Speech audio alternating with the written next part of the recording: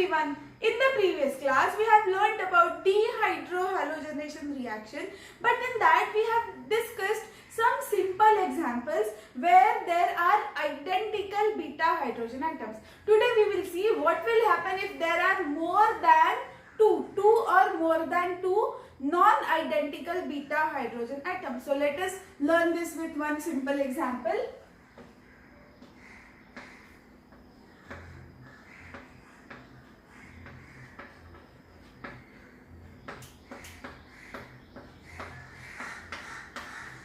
Now we are going to draw the structure of 2-bromobutane. So for butane I have drawn 4 carbon atoms like this.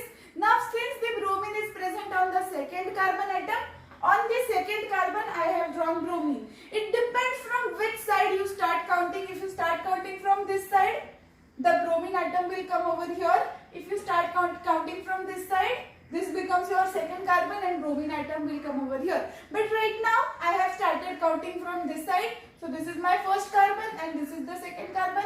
On the second carbon I have attached one bromine atom, and remaining other valencies, all other valencies of carbon will be filled by hydrogen.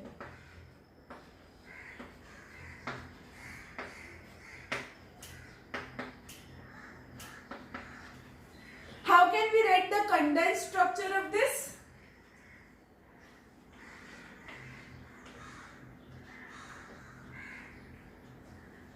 So let us break the carbon atoms and write down what is present. This is CH3.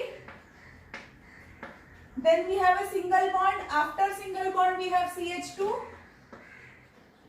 Then we have a single bond. We have CH, Br.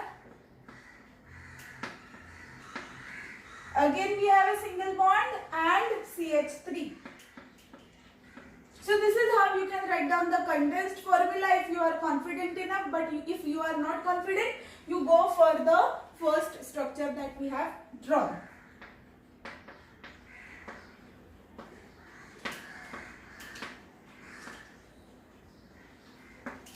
Now we are going to boil this with alcoholic KOH.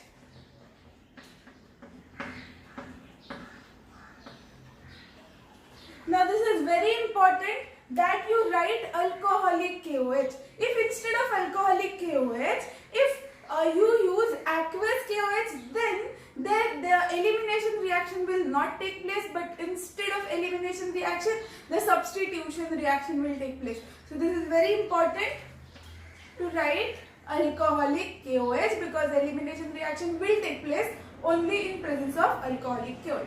So now while writing the product, what is our first step? First step is to mark the alpha carbon atom and beta carbon atom. Alpha carbon is the carbon to which halogen is attached. So halogen is over here.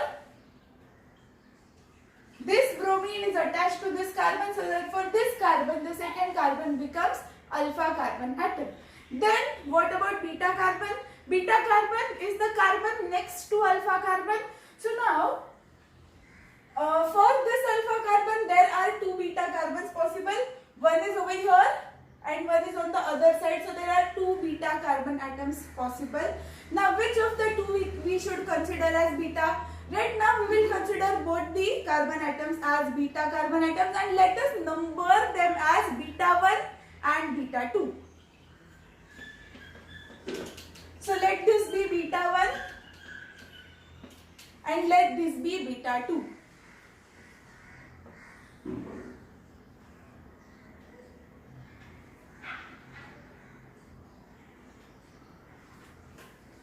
Now, from where will elimination take?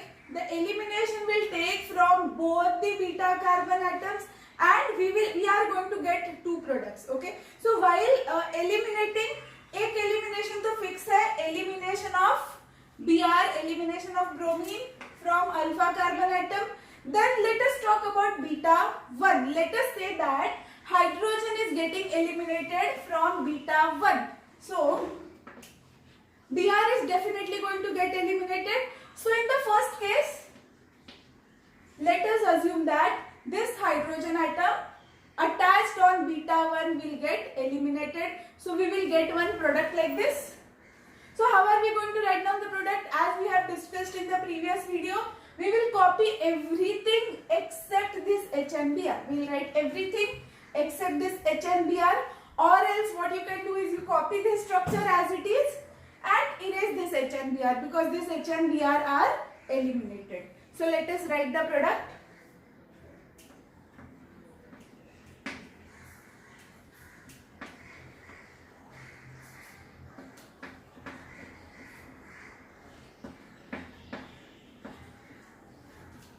So we have removed bromine from here and one hydrogen from here.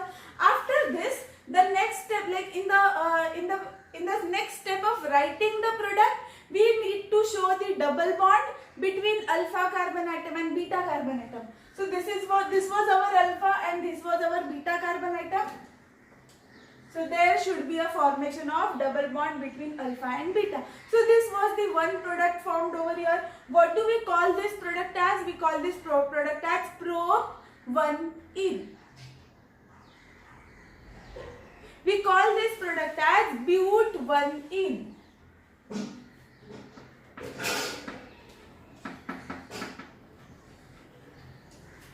Now there is one more possibility. The one more possibility is elimination of hydrogen from beta 2. Okay. So now, instead of removing the hydrogen from beta 1, we will remove hydrogen which is present on beta 2 carbon atom. So while writing the product, what are we going to do? We will copy everything except H and Br.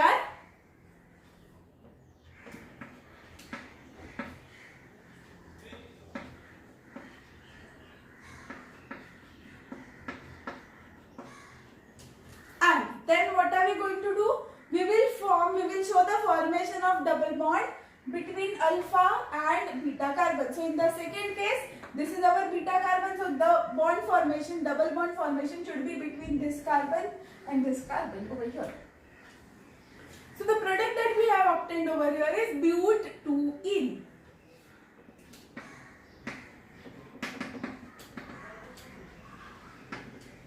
So now out of the two products, one of the two products has to be a major product and other has to be a minor product. So how to find out which is the major product? So to find out that, we have got a rule which is called as Set-Zev's rule.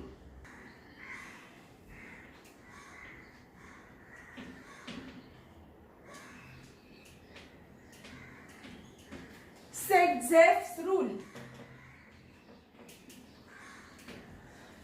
Now, what does this rule states? This rule states that when you have more than two or more than two non-equivalent beta hydrogen atoms. So here we have two types of beta hydrogen. This is also a beta hydrogen. This is also a beta hydrogen, and both of them are not identical. They are different. They are non-identical. So in such cases, there has to be formation of two products. So out of the two products, the products which has got maximum number of alkyl groups attached to the doubly bonded carbon atom will be our major product. So now how are we going to find out? Let us make some changes in the way we are writing the structure over here.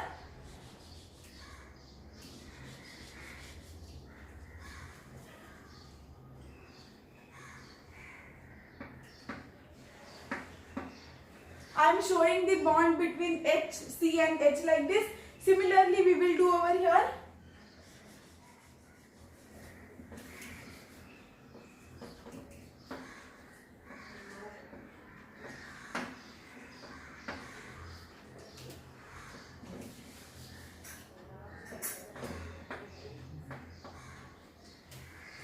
Now, we are going to count the number of alkyl groups attached to the doubly bonded carbon atom. Here it is very important that you look only at the doubly bonded carbon atom. That means you are supposed to look only around these two carbon atoms and these two carbon atoms. So now let us count the number of alkyl groups. Everything except hydrogen has to be alkyl group over here. So now let us count how many alkyl groups are present. Here this is CH2, CH3. This entire group is attached to a carbon which is doubly bonded carbon atom. So बस ये double bond के आजू बाजू में दिखना है कितने alkyl groups है. So I have circled this alkyl group. There is only one alkyl group. Then what else is attached to this carbon? Hydrogen. Then go to the next carbon, hydrogen and hydrogen. So to both these carbon atoms, there are 3 hydrogens attached. 1, 2 and 3. 3 hydrogens are attached. And this is the only one alkyl group attached to the doubly bonded carbon atom. Now let us go to the next structure. In the next structure, we will look at these 2 carbon atoms and find out how many alkyl groups. So first have a look at this carbon. There is one hydrogen and one CH3, where CH3 is the alkyl group, methyl group. So there is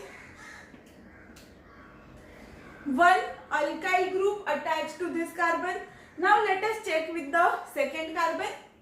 To this carbon, one hydrogen is attached, so we are not counting hydrogen over here, and CH3, which is alkyl group.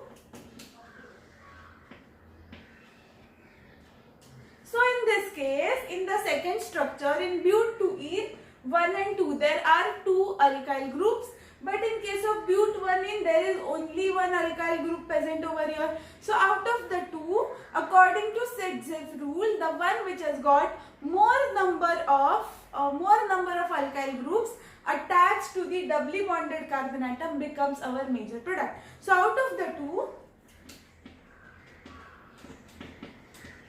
this is the major product and but1ene is our minor product.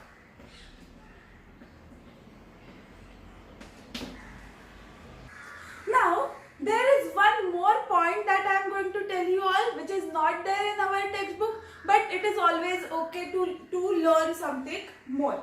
So now, out of the 2 minor and major product, this major product is around 81%. From the entire product, this major product will be around 81%.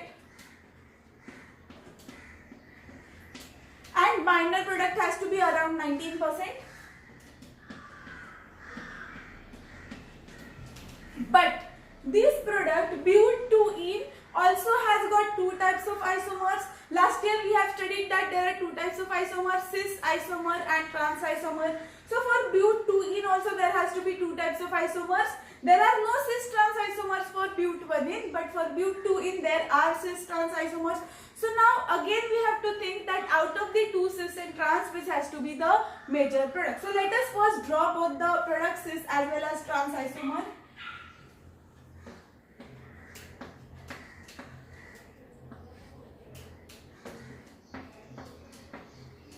Now, how do we draw cis and trans isomer? So, to understand this, we have drawn C double bond C and we will draw an imaginary line. Real में ऐसा कोई line draw नहीं करना है. This line is only for the purpose of understanding. So, even if you want to do this in the paper, do it with the pencil and later on erase that. Okay. So, I am drawing one line. Okay. Now, look at these 2 doubly bonded carbon atoms. Look at the first carbon over here. One CH3 is attached and one hydrogen is attached. Same is with this carbon. One CH3 is attached and one hydrogen is attached over here. So now there are 2 ways by which these H and CH3 can be attached.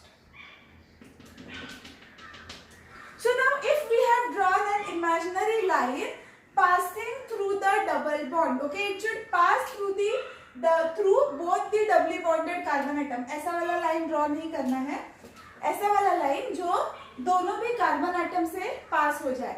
Then if both the CH3 groups, both the methyl groups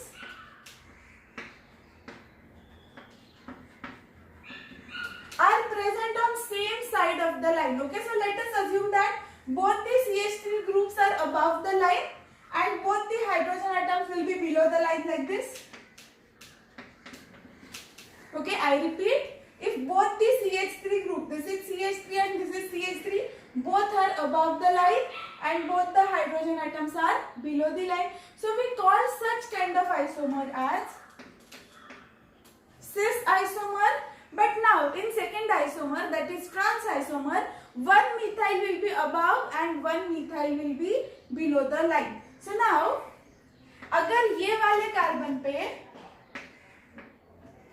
CH3 is above the line, then second वाले carbon पे CH3 will be below the line like this.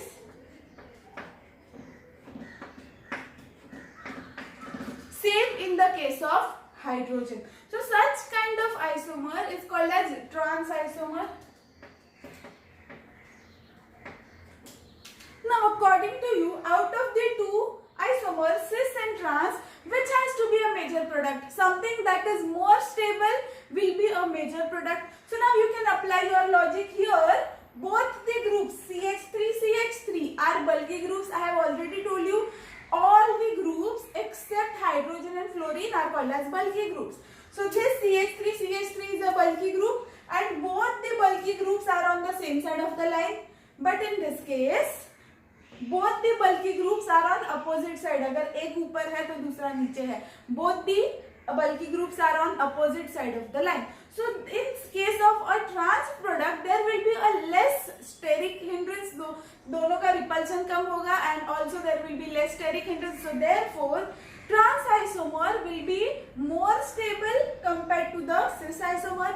So therefore, the quantity of trans isomer formed will be more than quantity of cis isomer. So out of the entire products, out of all the products which we have assumed to be 100%, out of the 100%, 19% is but1-ene and remaining 81% is but2-ene. But in but2-ene also there are two types, the cis and trans, out of which cis has to be a minor product. So this minor product, this cis product is around 10%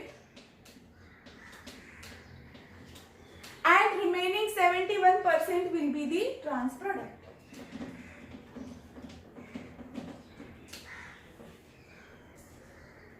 Now let us summarize the entire Sedgwick rule. Sedgwick rule states that in the dehydrohalogenation reaction, when you have two or more than two non-identical beta hydrogen atoms, then the preferred product is the alkene, which has got maximum number of alkyl substituents attached to the doubly bonded carbon atom. So now what are we going to do is we will show doubly bonded carbon atom and we will go on changing the number of alkyl groups attached to it. Okay.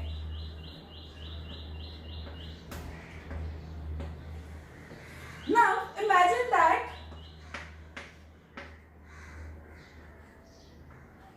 so now imagine that all these valencies over here are nothing but alkyl groups.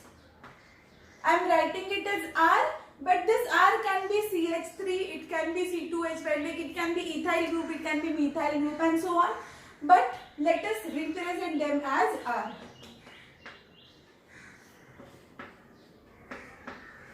So basically, if you count the number of alkyl groups, there are 4 alkyl groups, 1, 2, 3, 4. 4 alkyl groups over here.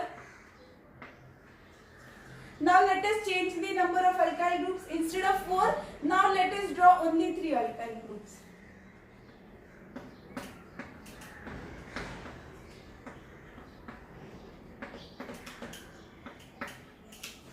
So now one of the carbon is attached to the hydrogen, but remaining 3 are alkyl groups. So 1, 2 and 3. 3 alkyl groups are present. Then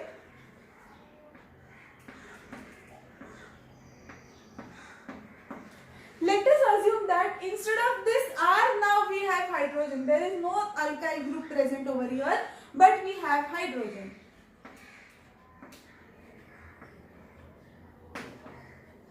So only 1 and 2, 2 alkyl groups and 2 hydrogens, so only 2 alkyl groups are present. Similarly, what we can draw is 1 alkyl group on one carbon and 1 alkyl group on the second carbon like this.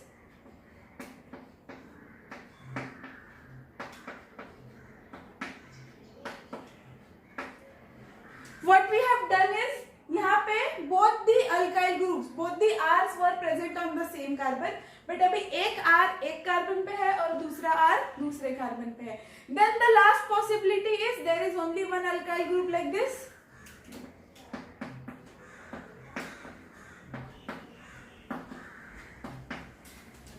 So in the last structure there is only one R, only one alkyl group, and remaining 3 are hydrogen atoms. So now we, according to Setzep's rule, we know that the product formed is the major product formed, or the preferred product formed is the product with maximum number of alkyl groups. So here we have 4 alkyl groups, 3, 2 and only one alkyl group. The order of the stability of alkene is going to be like this.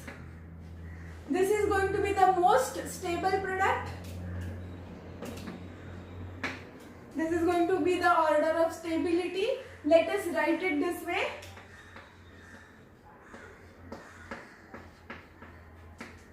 R2C double bond Cr2. What I have done is I have just written the condensed formula of this structure. 2R and 1C. So R2C double bond Cr2. Greater than, like this is more stable than this product. R2C, because 2 R's are present, so R2C double bond CHR or CRH, any way you want to write, greater than this one CR2 double bond CH2, again greater than CHR double bond CH. This is C, this is R and this is H. This is also C, R and H. So CRH double bond CRH.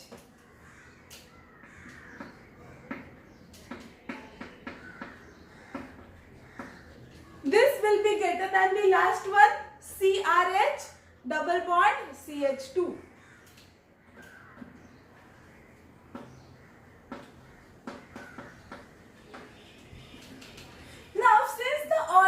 Stability is like this. That means this alkene that we have obtained over here is the most stable alkene, and this is the less or least stable alkene.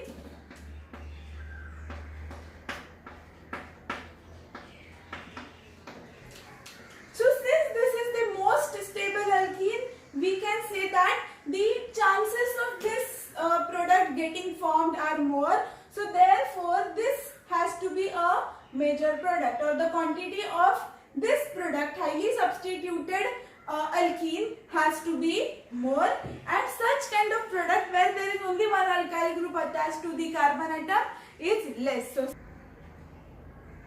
if you have understood this Setzep's rule, I want you to solve this question. And after solving this question, I am sure that there will be no doubt left in your mind. So the question is, if 2-bromopentane is undergoing dehydrohalogenation reaction,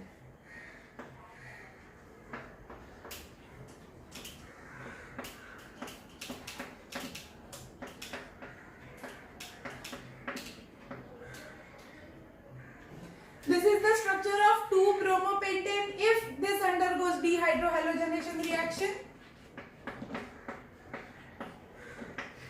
That means if it is boiled with alcoholic KOH, it will give you a major product, one minor product, and along with that we have our side products which are KBr plus H2O.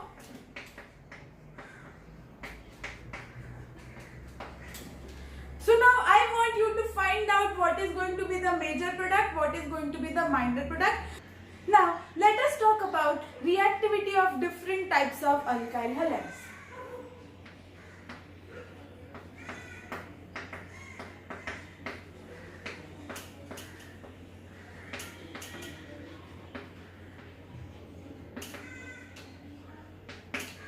The reactivity of tertiary alkyl halide is greater than secondary, which is greater than primary, like this.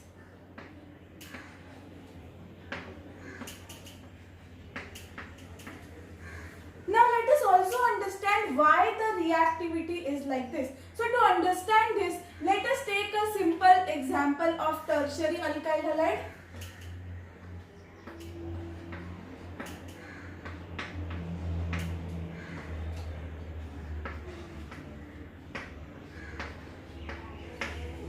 So if this tertiary alkyl halide has to undergo dehydrohalogenation reaction, then what is going to happen is this Br will go away and one of the hydrogen from beta carbon will be eliminated.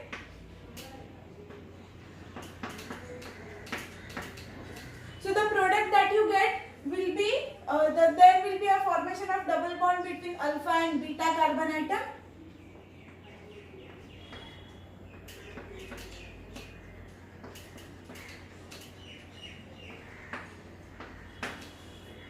Now, if you observe,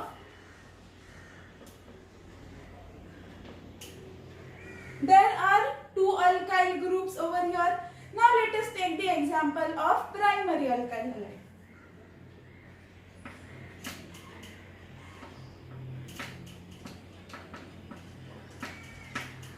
This is a primary alkyl halide, and if this primary alkyl halide has to undergo dehydrohalogenation reaction,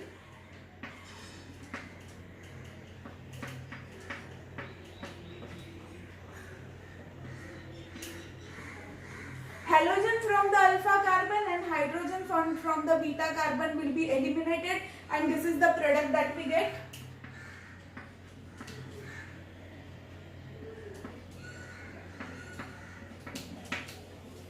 So now if you observe, on this carbon atom there are 0 alkyl groups. All the doubly bonded carbon atoms are attached to only hydrogen. The alkene that we are getting is ethene, so therefore there are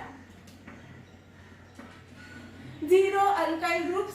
Now, if you just compare this product with this product and compare the stability of different products, you all know that the alkene with maximum number of alkyl groups attached to the doubly bonded carbon atom is stable as compared to those who are having less number of alkyl groups.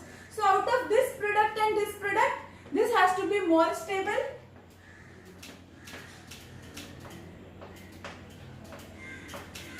And this has to be less stable.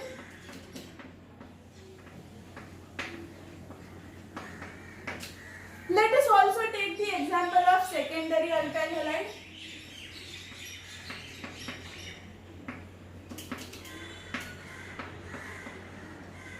This is a secondary alkyl halide, and if this undergoes dehydrohalogenation, the halogen from the alpha carbon and hydrogen from the beta carbon will be eliminated, and there will be a formation of double bond between alpha and beta carbon atoms.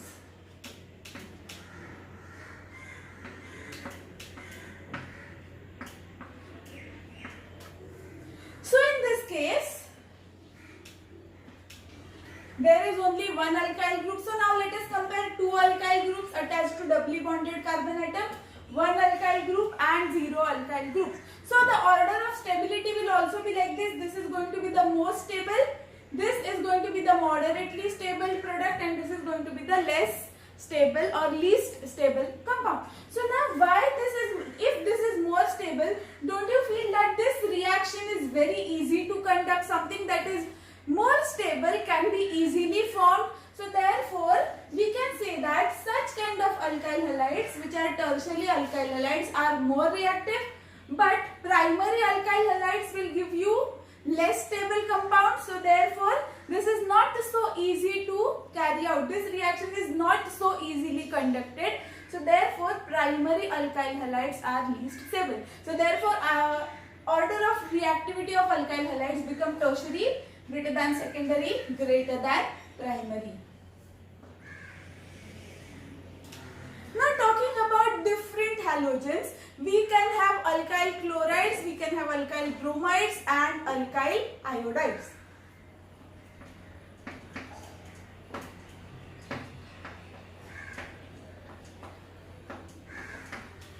So out of the three, I minus, Br minus and Cl minus, the order of reactivity is going to be Ri, greater than RBr, greater than RCl. So this was all about dehydrohalogenation reaction and Setzep's rule. Thank you so much for watching.